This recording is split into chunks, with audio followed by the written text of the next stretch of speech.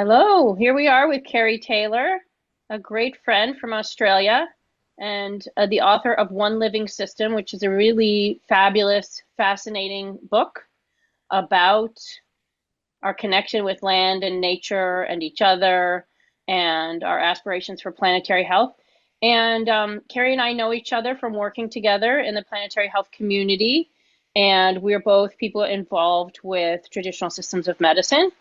And Cari, why don't you tell us a little bit about kind of your journey and how you came to be the person you are doing the things you're doing in the world. Well, first of all, I'm going to start with how we traditionally begin here in Australia. I'm coming to you from the lands of the Kaurna people, and I pay my respects to past, present, and emerging elders to the lands that I'm on, as well as the lands that you are all on, and recognise that it is unceded land that we all have the opportunity to live, laugh, and play on. So I am so thrilled to be here. It's just, aside from it being a great name, Radically Human, reason it really connected with me is because I use the word radical so much within the book Living System that I knew that instantly I was going to have, those wonderful connections with people that you just meet and you go, I'm sure I know you and your energy from some space and place before. Just a minute ago, we started to have a quick introduction because, as Jennifer said, you and I know each other, but I haven't met John and Frank before. And what I love about when introducing myself is that coming from a non-strictly academic background, it means I've got what I call a bit of a roaming degree. And it's roaming through so many different principles and so many different modalities and so many different places on the earth that really has brought me to this space where, Frank, like you, I began actually working through body. And so I was a strength and conditioning coach, and I trained athletes, and I worked with the physical being and the body for so many years. And in amongst that was always really dabbling and working on what I say was never a spiritual, I guess, journey by way of having to first discover it. For me, a lot of it was just about going, I remember that, I remember that, I remember that, and really bringing a lot of that remembering to the remembering and pulling it all back into my being. But I then went into study and did a couple of advanced diplomas in the fields of wellness and well-being, and so studied counselling and nutrition and all forms of dietary health, and went into the alternative methods of iridology and knowing a bit about Ayurveda and all of the different sort of wonderful things. And then in one of the bricks and mortar businesses I had, which was a really alternative holistic day spa, we did a lot of massage and energy healing, and then used the counselling and the nutrition and everything. And as I originally was born on the land to a farming community, I was already really well acquainted with, my oneness with land, right? Like, and roaming the paddocks and the fields and everything else and talking with the animals and everything. So as I started to really keep going into my work and working with people, I realized how deeply disconnected we were to that, and how that was really at the root of a lot of the displacement, as much physically as nutritionally, right? And so it really shaped even then the type of holistic healing and everything that I did with, instead of it being this really focusing on a person, it was this whole energy, this oneness energy. So I've really enjoyed being able to find all of these pieces and thread them all together, which culminated in the work of the living system. It's a great journey. Yeah, yeah. You started uh, very grounded and have brought everything back together. One of the parts of your book that really spoke to me was when you speak about the Gnostic Cardiaca, which you could describe as a term used for acquisition of wisdom from nature herself through direct perception of the heart. And can you tell us more about what that means to you? Yeah, I'd love to. So I first discovered that work through Saja Popham, and he is a fellow American. He is one of the one of my main go-tos when it comes to herbalism, right? Like, this is someone who has studied deep into herbalism and then has brought it right into astrological herbalism and looking at lots and lots of different pieces. And in his work, Evolutionary Herbalism, he started to speak about that, this Gnostic Cardassia. And I was like, that's exactly what the living system is. And it is exactly how we know life. But the truth is that we aren't, linked to that part of knowing life from a really early stage. Not only are we not connected to our intuitive, selves and really understanding the capacity to feel and what it is to feel into each other. As we grow older then, we are removed from that. Yet when we place ourselves into not just nature, but nature gives us that window and that portal and that opportunity, and we step in with our heart open, we have so much deep wisdom that already is there, that already starts to tingle and connect and come alive within us. And when we take that out of nature and allow ourselves to start connecting with each other in that same fashion, we have exactly like I had today, right? Radically human. I know that I'm going to meet people who understand this heartfelt, based, sensed capacity to be human, right? And so we then start to walk through life with a completely different perspective. I mentioned this in the book, and I know I come into a lot of debate about it with academics, but we feel long before we think. We just think we think first. We think first because it's the noisiest and because we've been disconnected from heart and feeling. But we feel long before that feeling becomes a thought. And as we come back to that wisdom knowledge in the heart is the thing that's directing us and giving us the greatest amount of awareness. And that's where our conversations come from, right? And why, you can take that into so many pathways of when you have such huge disconnect from heart and you've been through trauma and forms of abuse and everything else, and you have no connect to feeling and whatever. That's how so many dark and deep thoughts come in, when there's no place for them to be rooted, no place for them to be found except in these experiences that have nothing to do with feeling or heart capacity. So, heart feeling, leading with that, means that everything else starts to fall into place. Our heart is speaking to us. Life is speaking to us, having this great conversation. Heart knows it. Heart hears it. Then, if we're connected there, then we start to think in a completely different way.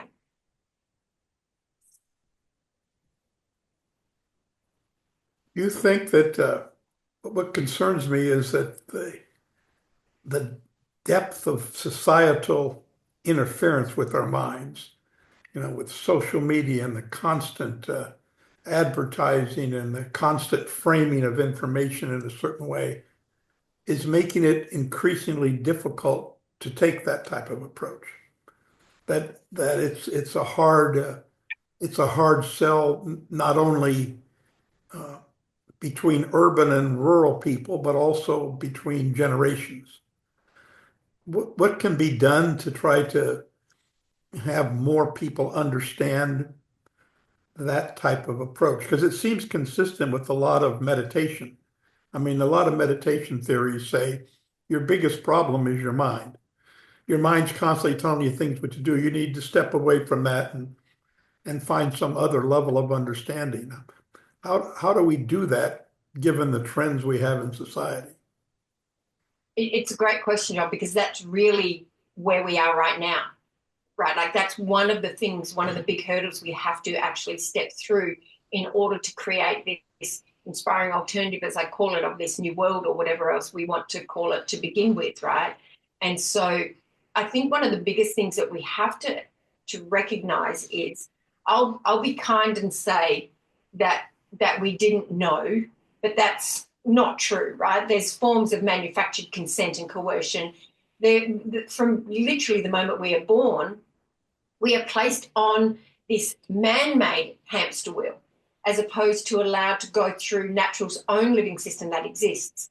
So we're placed into this man-made system that says what you need is to keep up, and you need to have all these acquisitions. You need all these assets on top of this being that you are, whereas living system says you're complete and you are whole and you already have challenges and solutions in you that are going to benefit our living system, and how do we work through it? So because we're placed in this man-made system, and we're really then fed constantly about this idea of how do we keep up, how do we play into it, how do we buy into it continually, that from a very early age, we have this mindset churning through us, and it is built and built and built.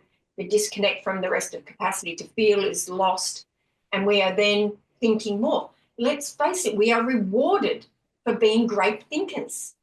You know how many competitions are there at school that you get a reward for being a great thinker, the fastest speller, the fastest math person, all of these sorts of things, but nothing along how compassionate can one person be, how kind can somebody be, any of this sort of heart-based feeling. I think one of the biggest things that is happening, though, that I really do see is that there is this really strange thing happening with regards to our young people. And I see it because I've got 3 older young children, but also then have access to, you know, that next level down, teenage sort of child. And what I'm seeing is that whilst they have this deep connection to social media, they don't have the deep connection to the old system, the man-made system. So this man-made system is in a situation at the moment where it is playing on a lot of the older generation, you know, relying on us to be telling the story of, keep them involved, tell them they have to buy a house, tell them that they have to do all of these things. But this younger generation, they're going, yeah, we love social media, we love technology, but we love our time, and we love being and enjoying life and being a part of nature as well. So I think that we're actually on the verge of being able to have that breakthrough once a lot of the older, moneyed and CEO hierarchy and all of that media language that is happening starts to, we can pull that apart and we pay more attention to our younger crew. I think I have a lot of faith in them. I really feel that they have a greater handle on technology than we give them credit for. I think that they are more aware of the of the pitfalls and the problems that can come with it than older people are. And I think one of the things that they are waging towards is having more time to experience life, more time to know myself and enjoy life. And that's going to bring us back into nature and, you know, wanting to put our hands back in the soil again and that sort of thing. So for me, it's not so much about the concern of social media and everything else. It's an age group thing.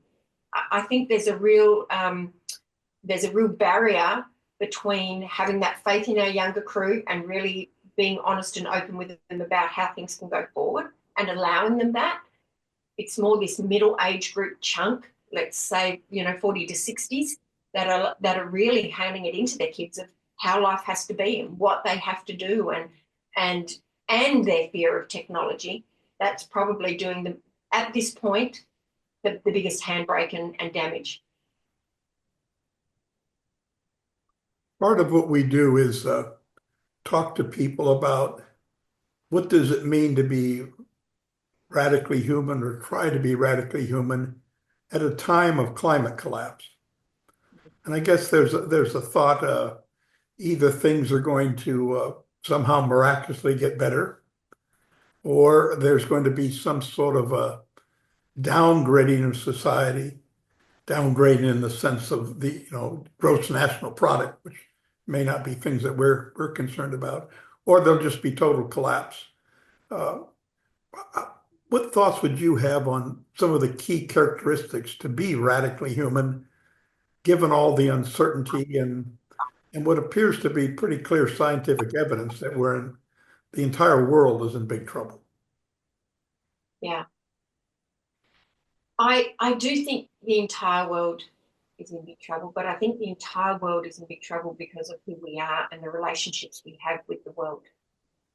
We have the capacity to change everything literally overnight. And we know we have that capacity because of the response that we did during the pandemic, right? Agree or disagree about that line of what happened is a whole other conversation. But the most important thing is what we witnessed during that time was how fast we can respond and turn around. We had a very, very fast feedback loop. So to say that it's not possible is not true, because we've witnessed that it is possible to make dramatic alterations to how we live within an instant. So that's the first thing I always like to remember, because often the first thing that everyone says is it's going to take time. Well, it is going to take time for a long-term effect, but in an instant we can make that change. The other thing that's really important is that we aren't placing enough work, enough conversation around the inner work. And I know that a lot of the academics are now talking about it, but it's still said in such a jestful, oh, you know, do the inner work and you'll get the paradigm shift. We're talking really deep, you know, paradigm changing mindset stuff, changing how you relate. And the very first radical thing you can do is changing the relationship you have to yourself. And the reason that is because it, for me, more than because that's then how you're going to, you know, attach to every other person around you. It's going to change how you have a relationship to the place around you. You're going to sit more, because first thing you're going to do is say, I want to just go and be by myself. So you're going to find a quiet place. So already you might have stepped into some form of nature. So the first time we start to become radically seeking ourselves, we're going to step back into nature to find that quiet, that silence, step away, drive off, whatever. So first of all, seeking time for really knowing who you are is going to place you amongst nature. And then you're going to really discover yourself in a way that we've never talked about before. Every bit of self-help work that's ever been spoken about up until this time has been around the self from a disconnected living system component, because we've never acknowledged that we're a part of nature. We still have a definition of nature that doesn't even include humanity. And we've got a definition of language that doesn't even include nature or telepathy or any of those other things, right? So we're still disconnected from all these other components and ways to live. So all the self-help pre this moment has been in this bubble of just always finding only yourself as only yourself. You're never going to find any form of true consciousness when you're working in your own bubble, because consciousness contains the whole. So as people start to radically find themselves and step out, they're going to find themselves in amongst nature all of a sudden for the first time and go, wow, like I feel this tree and I feel the ocean and I feel a different person out here and I have space and I have time. So they're starting to connect to nature. So then radically love and respect that you are caring for, right? Like protecting those spaces where people go, I don't want you to go and build that there, because that's my space that I found when I was looking for myself, and it holds special meaning to me now. So people will start to radically care for that nature and that life and everything around them. And then they'll start to change the relationships they have with people. And they'll start to say, oh, I'd love you to come and see that. Oh, I'd love you to be able to come into that space and see that with me. So then they're going to expand and expand and expand. It's so possible, it's ridiculous. It's so logical, it's ridiculous. What we don't have is one simple thing, and that is time and space. And I put them together, and they were removed from this man-made system, right? Because time and space became this clock that you had to live by. Our space was contracted into, this is all you have, this is all you can work with, this is all you can do. The minute we start to free ourselves from that and understand that there is time and space for us to just really grow and be a part of all of life, we step back into an economy that is completely different. It's outside this GDP, which can only be the downfall, like you said, right? Like that, we don't really care if that starts to go down, because we really want it to focus on our happiness and life's growth and everything else. So if everybody tomorrow had the chance, if we put a stop tomorrow and said, there is a national crisis and the solution is for everyone to step back into nature and love one another. You do not have to go to work again. Every person in the world would go, hallelujah. And they would step outside and they'd see friends and they'd put down the angst and all these sorts of things. And the problem is after a week, someone would go, oh my gosh, who's going to pay my mortgage? Oh my gosh, who's going to pay for the car? oh my gosh, how am I going to pay for all these things? And then straight away they're ripped and pulled out of it and back into, I've got to find a way to make this happen.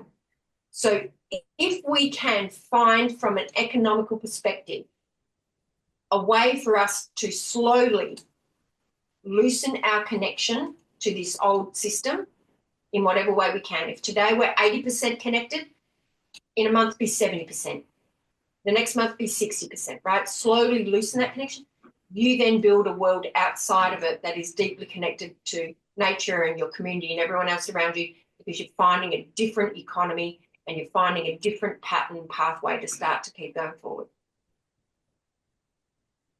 Yeah, I mean, I think you're describing something that all of us are familiar with and kind of maybe even aspire to. But as you say, it's the hold of the outworn conventional economic systems of relating, systems of understanding self, like this toxic individualism that says, oh, mine, and, my money, my house, my car, and I remember I was talking to a guy who was part of the Collapse Aware community, and he was saying, well, I've figured out the systems to look after the people that I love under the circumstances of social collapse. And immediately I said to him, well, then you need to love more people, because we can't think about it that way in terms of just, do I have a setup for me and mine?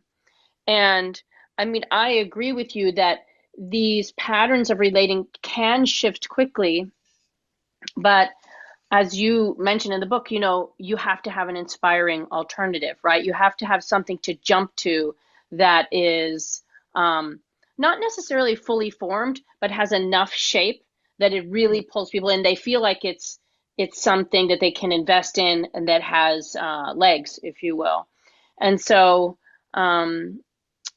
I think that's, we talk sometimes on this podcast about this idea of parallel polis, where the old system is not working and there's nothing to jump immediately into, but you create something that's parallel to the old system and try to work on these bridges and offloading as many people, as quickly as you can to new systems, so that there are options. Absolutely. Well said. Absolutely. Yeah. Nice. Well, Yeah, and go ahead, Frank. oh, okay. Well, I have a lot of curiosity about the body and your history with training people in sports and athletics. I've spent quite a bit of time in corporate gymnasiums, and what I observed there was just this overwhelming sense of narcissism and disconnection. And I began to wonder if that culture is a cause or an effect or both, because it's so narcissistic that when I would speak about the need for a healthy habitat, that sort of thing, anything outside the walls, I was ostracized. People said, no, we're not even going to think about that stuff, because we're about sets and reps and muscle tissue and cardio and strength. And there's something really wrong with that culture. Yeah, hugely. And it's been going for a really long time. And in the book, when I get towards the end of the book, I'm talking about the two things. Have you lost me? You got me. I'm talking about the two things that can uphold this whole thing. And the first shift is understanding ourselves as sacred. And the second is this new concept of wealth, which is around wellness and well-being, the sum of that, which is our greatest asset, right? Which is the true wealth that we should be aspiring to. And in that, in talking about different foods and everything, I use the word movement. And I use the word movement specifically, not to use the word exercise, because life. Thank you. We have energy and we move. So what we need to be changing our habits to is not this formed exercise, but movement. How am I feeling today that my body wants to move? How is the energy going to move through?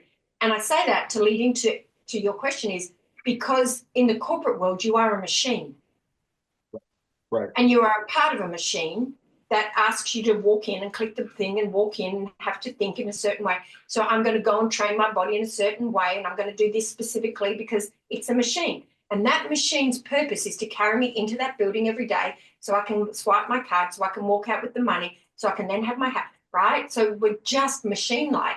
And it seems ridiculous that we be so afraid of AI and robots when we've become robots ourselves, right? Like we are so robotic in our nature. But you're exactly right, right? And a part of that narcissism in that space is about it still stems from that rising up the ladder in the corporate world, right? Like, how does my mind one up?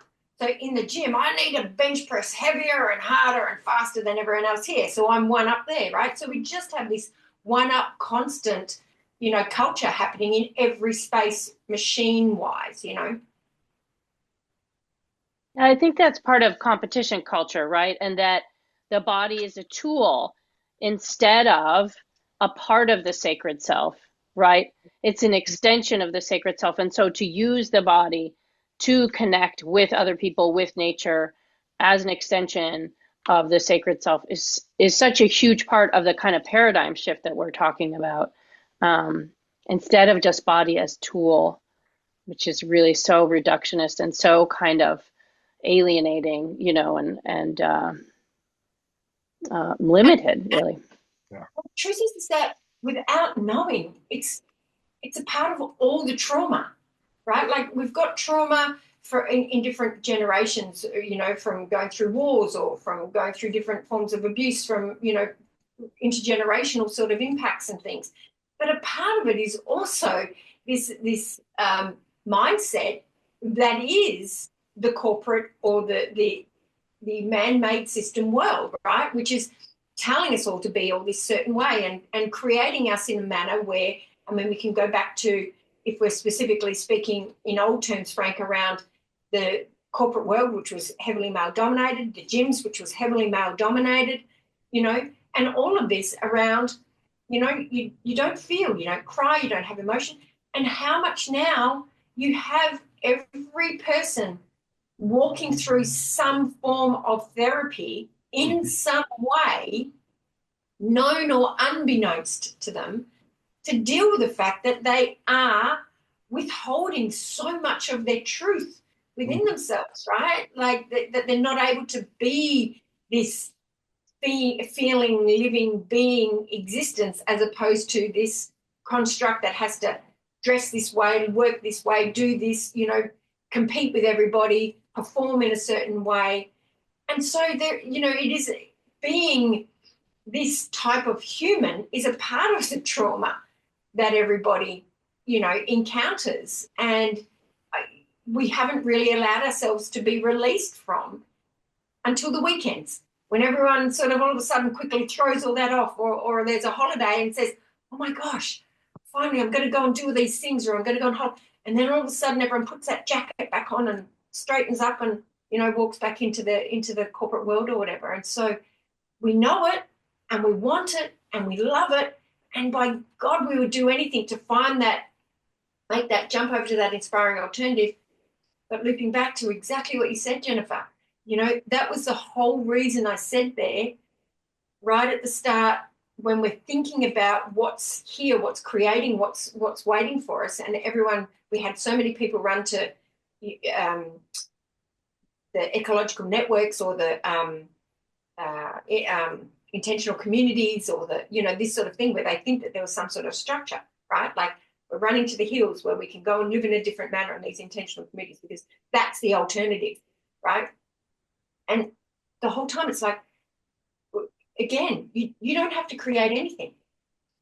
There is a living system that functions day in, day out, without us even recognizing it, that supports us and is actually the thing that's supporting this whole system over here, with us extracting everything from it and using it in a completely different way.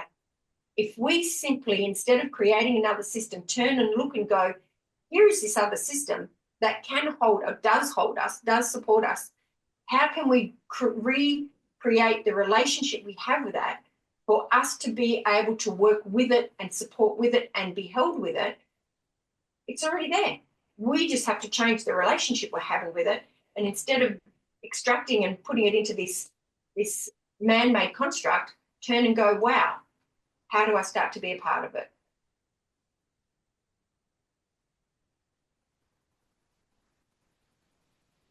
I mean, I think you said, while we consider this moment a disaster, maybe in fact it is genius.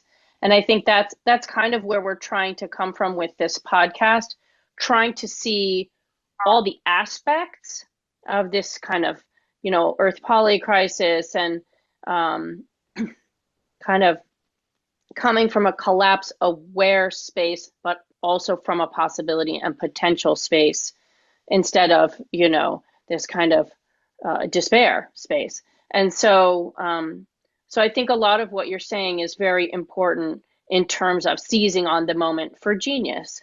And it can be a beginning instead of an ending. And like you say, it can be an awakening rather than a a very harsh kind of uh, falling apart, let's say. Yeah.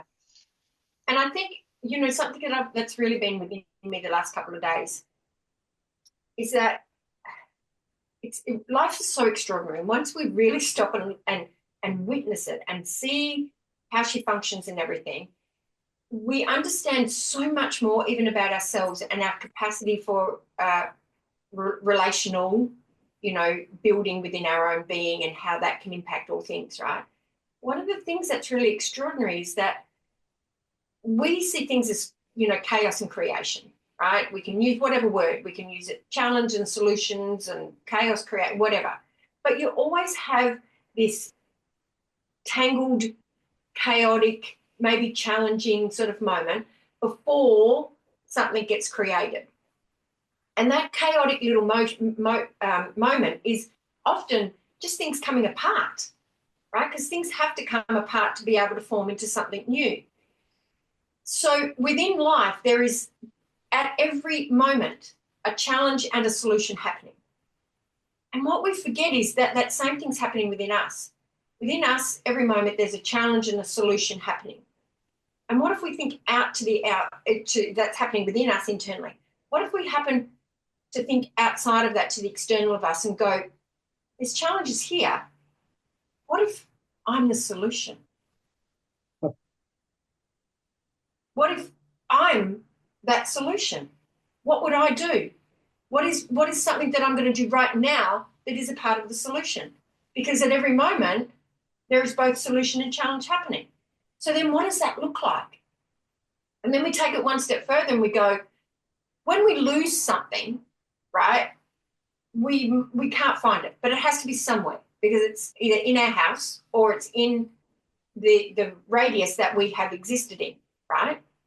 And there, when we find it, we come to the solution to find it. So again, if I'm a part of that solution, it's within my radius, right? So that solution that I can offer is not on the other side of the world for me. It's within my radius. There's something that I am within my radius of being that I can do that as a solution to this moment or to this scenario.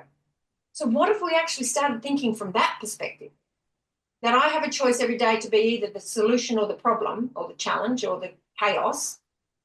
And if I am the solution, what is my solution? What am I going to be as the solution? What can I make easier? I can talk to my neighbour. I can see if they need bread. I can tell them I make a good loaf. I can make you one. What if it's just walking along the beach and picking up some rubbish or removing some glass that's there? There's so many really small, seemingly solutions, but they're enormous.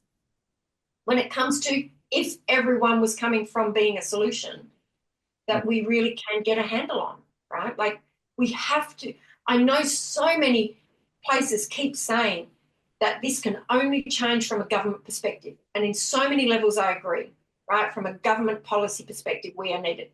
But if we only keep thinking from that perspective, we lose the fact that the ants create the world, right? Like the bees, the work, all of us, smaller components actually are upholding all of these and creating and doing all the rest of it and having solutions. So I just always wonder, what if we started to think, I have the chance today to be a solution And what does that look like? Well, I think the positive thing about that approach is that you should be able to say to yourself, it doesn't really matter to me if we never get the solution. Yeah. Because I have a choice to either take action or not, and I'm not going to allow people to keep me from taking action by telling me that I have to keep it within a certain time frame. And that's perhaps I think the problem many people face and why there's so much burnout is that they sort of function on human time as defined by the technological world, rather than on a more spiritual time basis. And so you constantly want to see a result, like any other investment. If I'm going to invest money, I want to see my 10%. And if I get 0%, then I give up. Well, that's not true when you're trying to change in a different manner.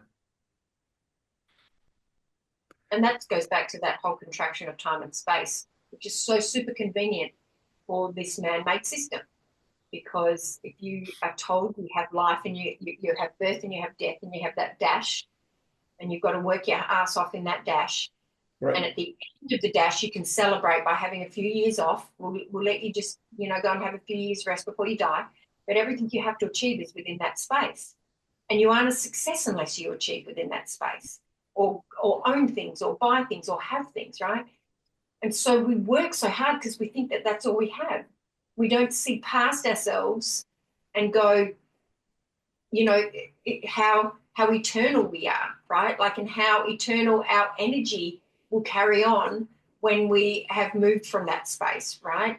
But it's convenient because if I tell you to stay within that space, you're going to work harder and burn out, but you're replaceable because I've got how many more kids being born that I can just keep slotting into the system and keep them on that treadmill too. The minute we start to realize we have all this time and all this space, we start to push out the walls against them. And that doesn't work when it comes to profit, loss, all that sort of thing, right? Like they require us to be in this contracted timeline instead of this eternal timeline that we can see ourselves in once we see ourselves as a part of life and nature and everything else, right? Like we see ourselves and know ourselves in a different way. And some beautiful things, like I say to people, what kind of cloud are you? What kind of body of water are you? What kind of tree are you? Right? How do you see yourself? Right? Are you a lake? Are you the ocean? Are you a stream? Are you a little fluffy cloud? Are you a giant, for us, gum trees? Or are you small water? Because then you start to see yourself in those things and go, wow, I move that way, or I shape that way, or I do these things. And we place ourselves into that nature and everything around us. And we see ourselves go beyond fingers and toes and beyond skin and allow ourselves to have so much more time and space. Nice. Well, I'm thinking about this idea of one living system. And of course, I think about Charles Darwin. I think about Rachel Carson describing life as one unified force on the planet. And that's a beautiful thing. But my next thought is that we really have to change the way we teach biology.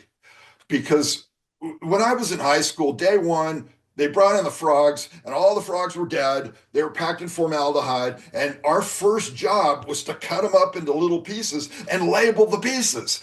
And I thought, looking back on that, that was a horrible way to teach biology. That's our life support system. We could teach it in a completely different way. And my guess is that you would have some ideas about that. Well, I mean, it's funnily enough, I go right back to the really beginning about that, right? Let's go right back to our original philosophers and our original, medicine, doctors and that sort of thing. And they learnt medicine, they learnt life through the combination of, philosophy, religion, medicine, history, like all of those things as one. Mm-hmm, mm-hmm. Don't know one thing unless you know all of these things. And then we split them. And I look at even studying biology now, and it's literally simply about this one thing. Whereas it should be involving, biology and ecology and human, biology and all. It should be one big bracket of term because it all works together in similar ways, right? And as we're discovering this is one of the things with the education system that people are talking about that, truly requires this huge overhaul, because we do have to start educating in a completely different way into this field of oneness. So much has changed and so much is known now that really, we're wanting to be able to teach people in a completely different way what it is to have this energetic life force that runs through all things and how they are mimicked and shaped and formed. And, let's bring in biogeometric shapes. Let's bring in pyramids. Let's bring in astrology. Let's bring in all these things that our ancients used to do, right? Our heritage healing used to contain all of that. But now we want to separate them into these little pieces that mean, no, I only look at this way. And that completely limits how you can actually know that whole component, because you can't see its wholeness. Right. Our thinking Yeah. become pixelated. Yeah, and I know you and I have talked quite a few times, Cari, about, when in traditional systems of medicine, you're not learning human physiology, as you say, as isolated from other things, but you're learning for that particular medical system, what is their idea of beingness? What is their idea of not just the place of the human being in the universe, but all living things within the universe? And so understanding that cosmology actually informs from the very root the understanding of what is the causation of illness and how do we properly treat it, right? And so it's that humility to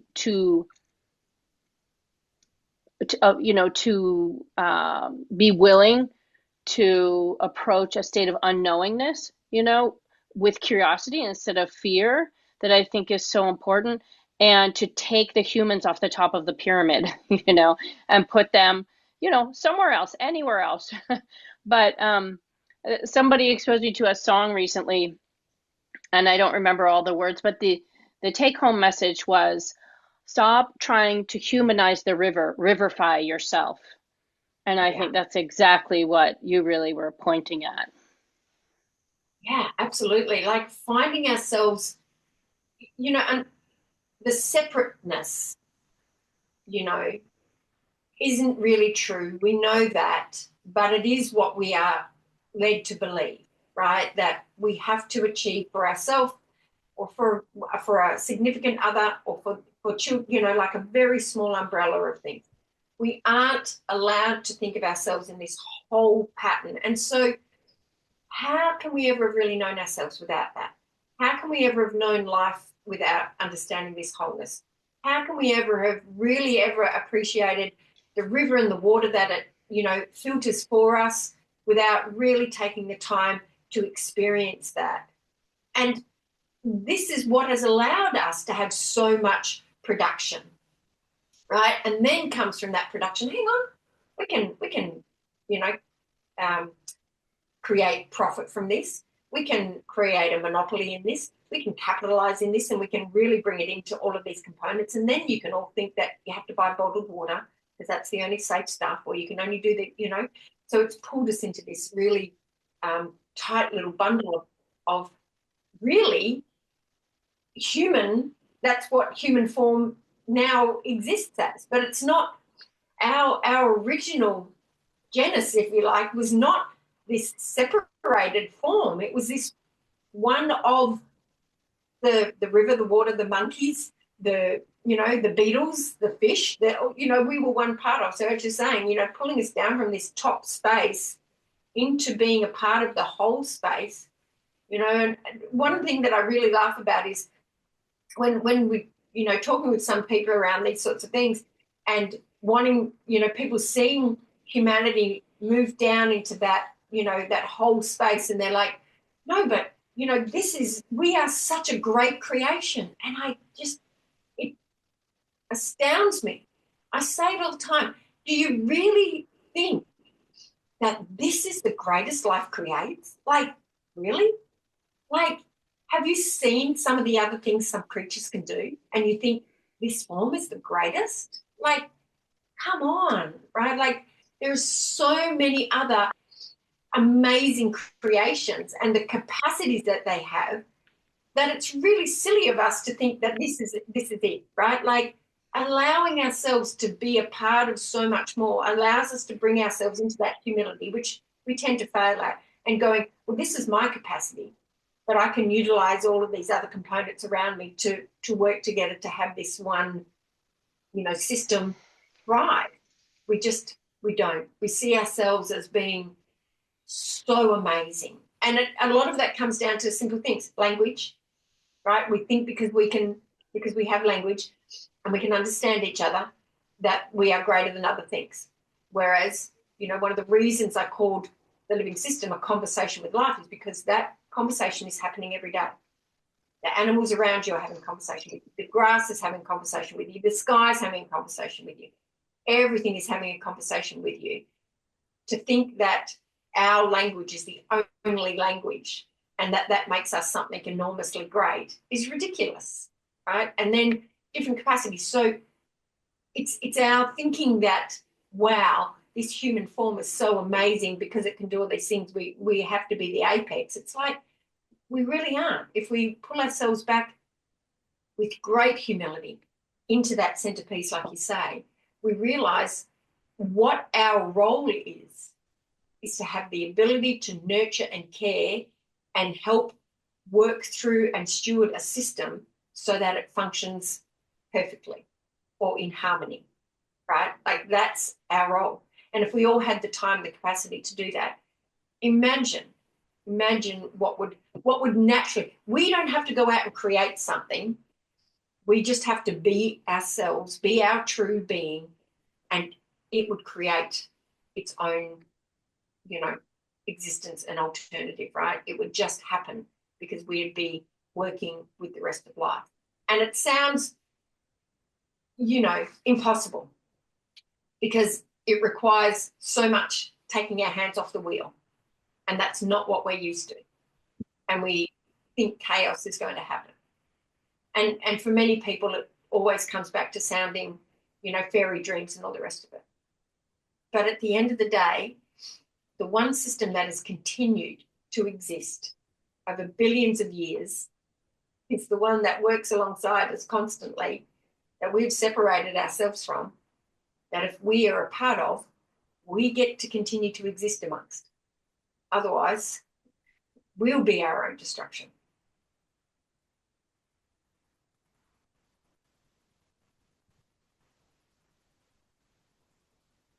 Well, there's another theme that comes up in these conversations frequently. We talk about stress, and there's a convention, sort of standard narrative about stress is that it comes from it affects only the individual, and that it's not contagious. It's just a problem of you or me. And then if you follow the recipe, then you will relieve yourself of the stress. But it seems that the stress now is embedded in our relationship with the world, and that it's really not about individuals at all. It's about a much larger predicament that we're feeling that. Absolutely. I mean, in the book, I say there's one symptom that you will find in every disease, and it's stress, right? And it doesn't matter. Now, some may say, oh, I don't find it in this, and this. That might be because you've only got 10 minutes to ask somebody how they're feeling before you quickly diagnose them, right?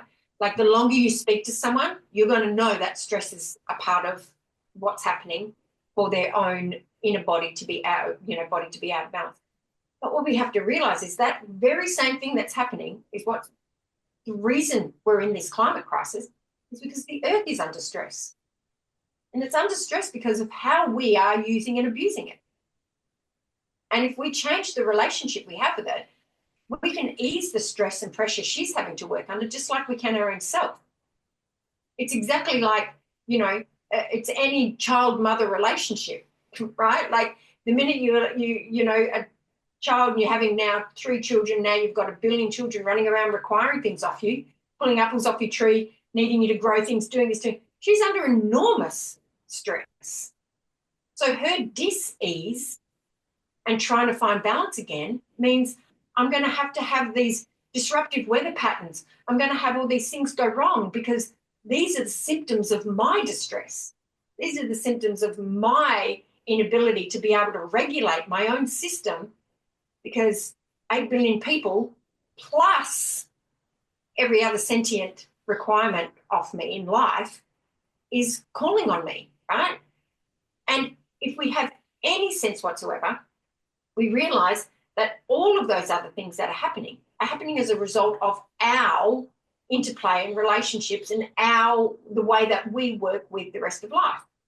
Cutting down all the trees, or polluting all the rivers and the oceans, or overfishing the seas, or doing all these things, right? Like that pull on every other system. If we can just understand that our relationship with the earth can completely turn her stress and capacity around, I have more faith in the fact that life itself can course correct even the climate change crisis. Now, that's not to say it's going to go back to being in this perfect sphere and all the rest of it. But can she hold herself, and can she create and work? She can do amazing things. We have to get out of the way and allow that to happen. We have to change our relationships. And back to that comes to the relationships to our own stress within, right? Like stress is literally killing us.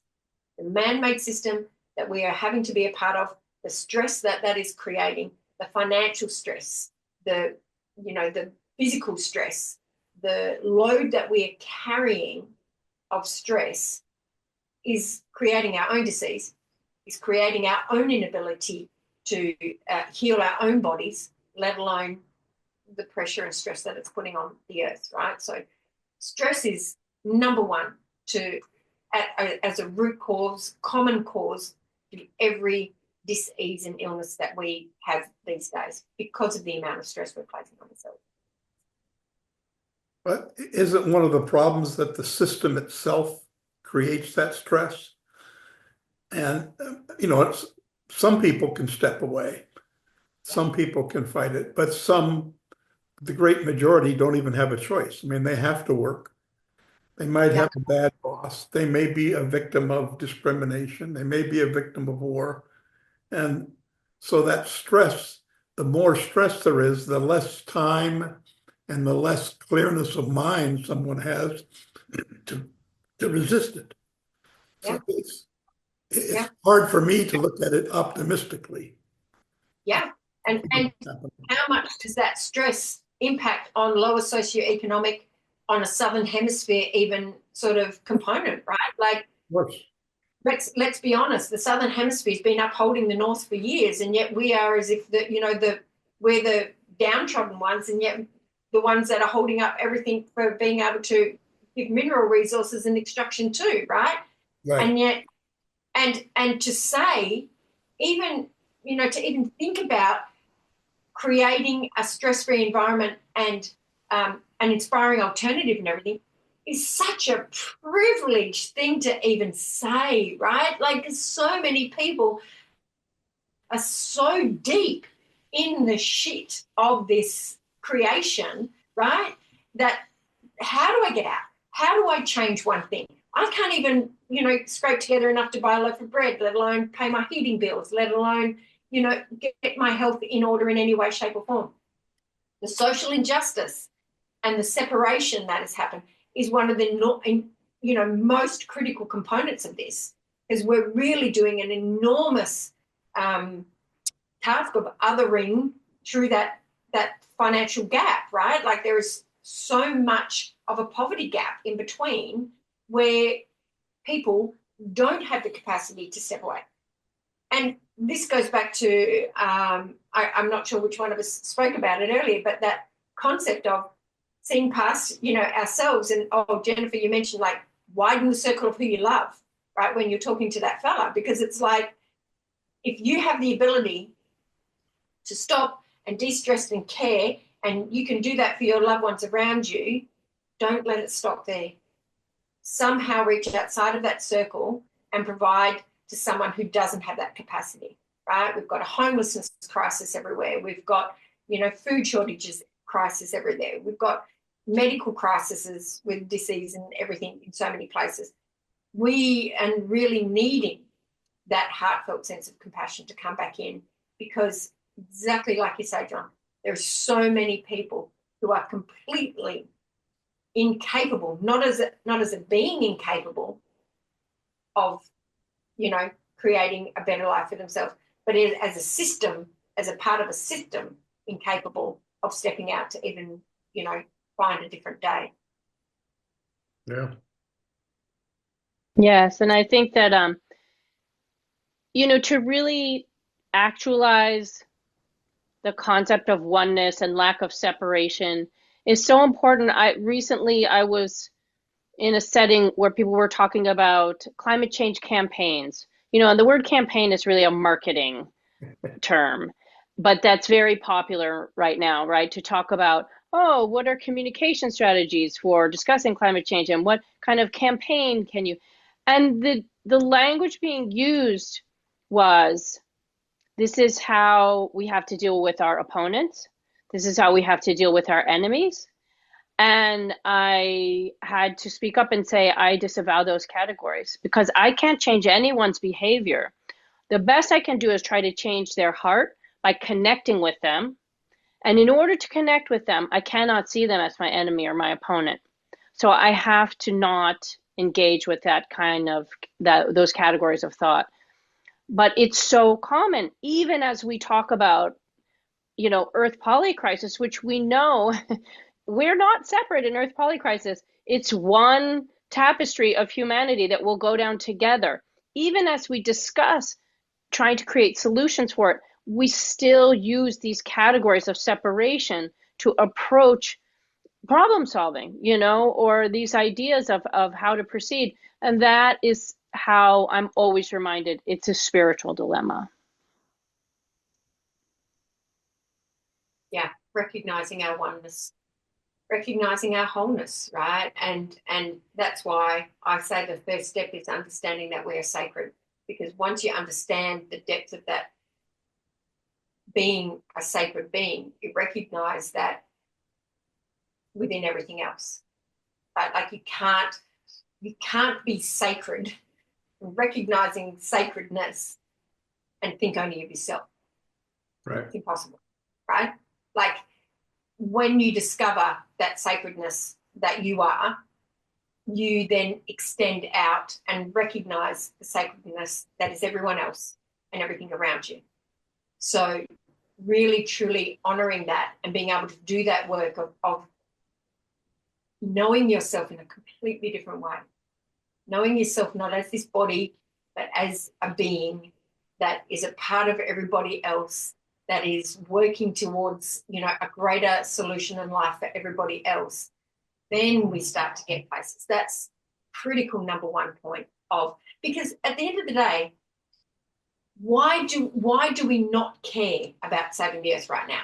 Because we see it outside of ourselves. We don't even really, you've got a lot of people who still are going into, is it flat or round? Is it this or this? There's so many people that have all different sorts of thoughts around it. Everything's external, right? Like everything's out there somewhere.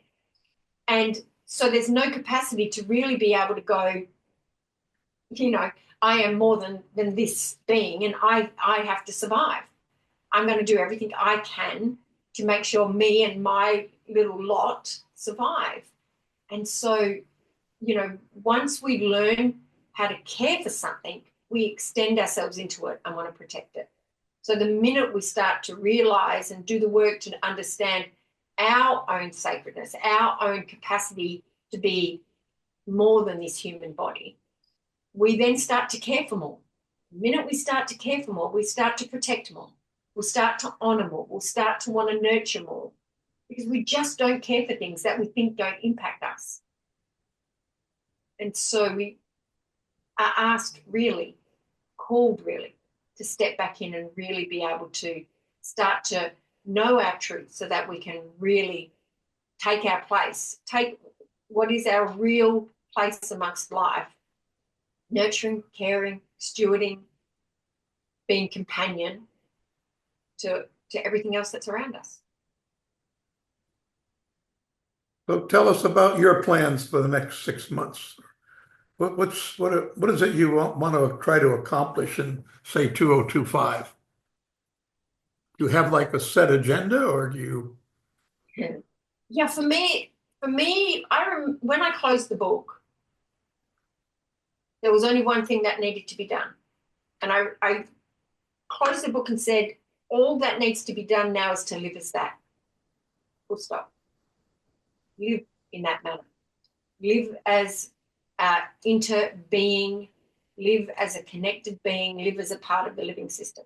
So for me, it's talking about that a lot, writing about that a lot, which is, it's a tiny, tiny drop in amongst the noise that is the rest of everything that's going on. And so it's really difficult to hear solutions when everything else is so loud and noisy, right? But that doesn't mean that we stop. It means we allow that energy to keep flowing and everything going.